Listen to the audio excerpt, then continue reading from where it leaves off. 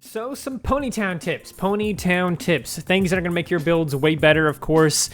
Here is one bridge design that I made myself that I think looks very lovely. It's actually extremely simple to put together, and I think, at least personally, I think it looks very, very, very lovely.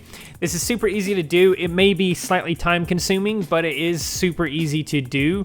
You are going to take, obviously you're going to go to the indoor tab, and you're going to need some of these dish racks.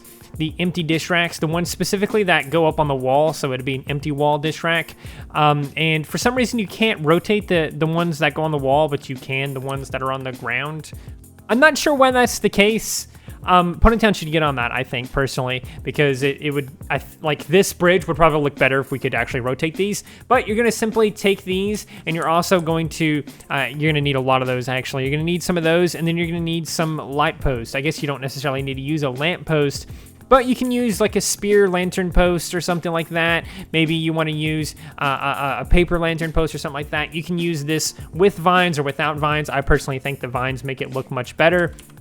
But you're going to take some, just any random one like that, get a lantern post like so, then go to the outdoor tab and find one of these. It's going to be a lantern post double. Now, of course, again, you can use these with vines or without. You're going to line these up so that they kind of connect a little bit like so, and then you're just going to do this until you have the length of your bridge, the length of the bridge that you're wanting to do. Once you have all of that set up, you're going to get these empty dish racks. You're going to line them up like so. You're going to do that, and then you're going to take another one, and you're going to do this, and you're going to do that until you get all the way to the end of your bridge. Once you do that, get yourself your broom or whatever like that, and delete every other one. So we'll delete that one, and now we'll take this, and we'll duplicate it, and go down, and we'll take this one and duplicate it and go down until we have the width of our bridge, or the length of our bridge, whatever like that, going up and down like this. Once you have them going all the way across, there can be some ugly bits that kind of stretch out a little bit like that. What you're probably going to want to do is cover up that ugliness a little bit, because it does look a little bit weird poking through there. I've personally used some of these windows, but you can use potentially pretty much anything you want. You could even get some of these posts like this and line them up across this. I personally didn't want to do that though, because then you can't really see yourself crossing the bridge as easily, and that kind of bothers me a little bit. After you do that, you can again go to the nature category and scroll down until you see these hanging vines. Again, this has to be a hanging one because it needs to be stuff above you, and you can just start placing these around your empty dish racks or whatever like that, and have them stretch across. And surprisingly, this actually makes it look much better, because without these, as you can see here, without any of them, this looks okay-ish, but with them it looks so much better. And that's part of why I personally think the vines on the actual posts themselves look great, is because that makes it look so much better. But this was a little bit long for just a bridge, because it is a lengthy process to build this. But yeah, and then you can spruce it up after you do all of this and have like some of these vines like this, these grapevines, to kind of make it look even more overgrown, or maybe even something like this to kind of put in between them or something like that, so you can't go in between them. There's so many different things you can do with this to improve it more, but this is a base design that you guys can work with from here. But let's move on to some more interior type designs and stuff like that, because we have this one here. You can get some of these ice shelves, or not these ice shelves, but these little ice walls. They are in the outdoor category. So if you go to outdoor, it'll look like a single ice block. It'll look like this right here. It'll look just like that. You can hit the paintbrush or whatever like that, and then you can go to the tall ones, these really tall ones, and then you can line them up in such a way that they connect to the different sides of your walls or whatever like that. But once you have that done, you can get yourself one of these. This is a map scroll wall thing. For some reason, that's what it's called. I'm not really sure why. I've always thought it was a projector screen, but whatever. We should definitely have one of these that, like, again, this is something else that Ponytown should get on. We should have a version of this where it's actually unscrolled, so we can see what's on that.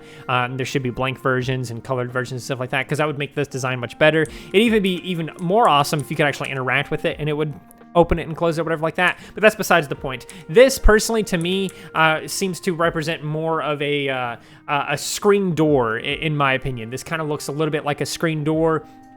And this kind of gives you the vibe of like, oh, I can close the blinds or whatever like that by pulling this or something, even though you can't really do that in Ponytown.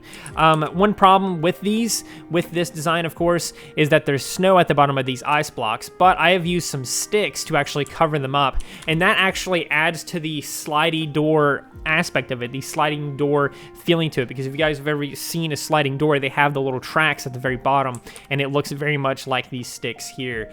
You do need 2 of them to cover up the snow entirely, or to cover it up lovely.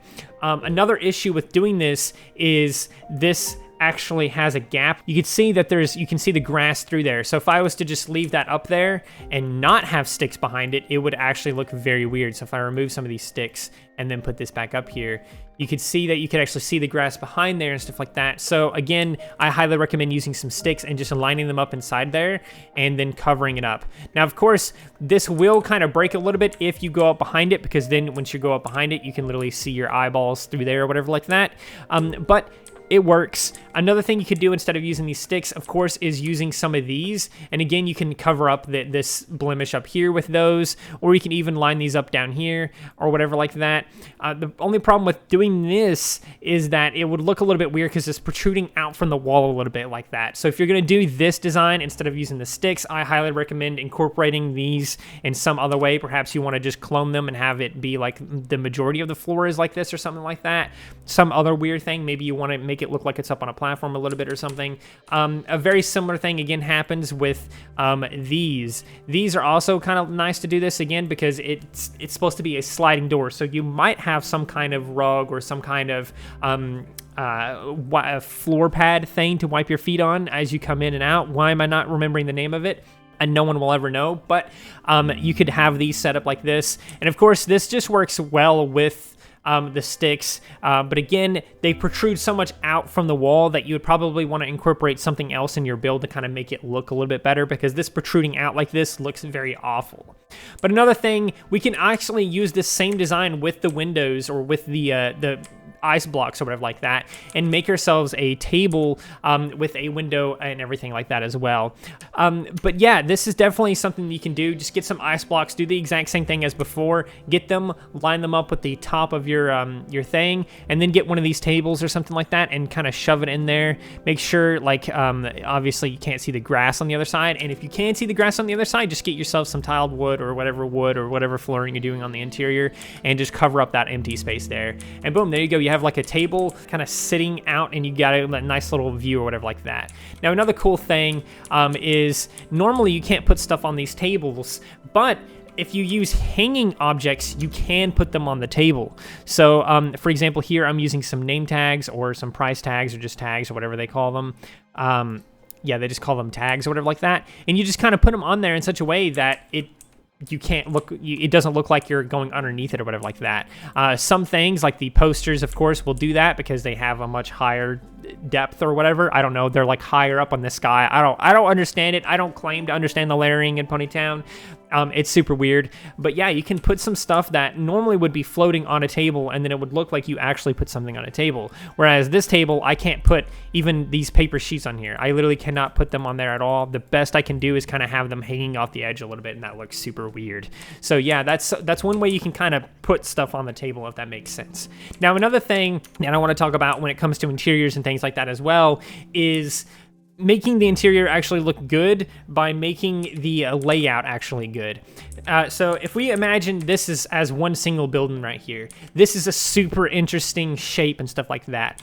It goes up and it goes over and then it goes down and then over and then up and then over again and then down again and stuff like that. And this is a very interesting shape for a building. Whereas you could just as easily make something square or flat or just one straight line like this, and then boom, there you go. You have a building, and that's your building.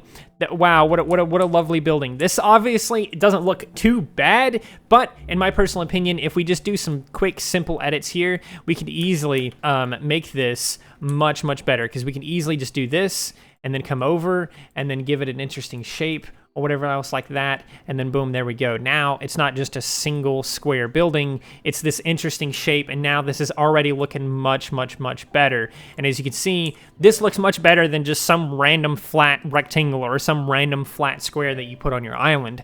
So this is another very key thing to do, or a very key thing to keep in mind whenever you're building a building or any kind of interior or anything like that. I used to be very terrible with interiors, but these tips have helped me, and I hope they help you. Now, a couple of more things that I want to talk about is we have this huge empty space like this. If you're ever building an island or anything like that, try to avoid these huge empty spaces unless they're very important for some very niche or specific thing that you're doing on your island. Maybe you're doing some kind of mini game, or maybe there's some kind of role play and there's some kind of key element or some kind of key important thing or some important reason as to why you have a big empty space.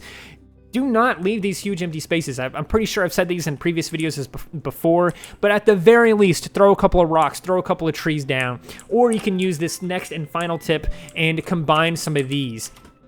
Now, these are some decorative bushes. You can get these in the gardening tab and scroll over and you can find them here, potted decorative bushes. Now, I recommend changing the color of them to green because then you can kind of hide the actual pot a little bit better. But what we're gonna do is actually we're gonna take some of these, we're gonna place them down and get some other ones and actually hide the bush by combining them like so. As you can see now, this looks like one much larger bush. It's obviously not done. We can get one of these other decorative bushes and slap that down there, maybe grab one of these, and then we can kind of do our own little special shapes.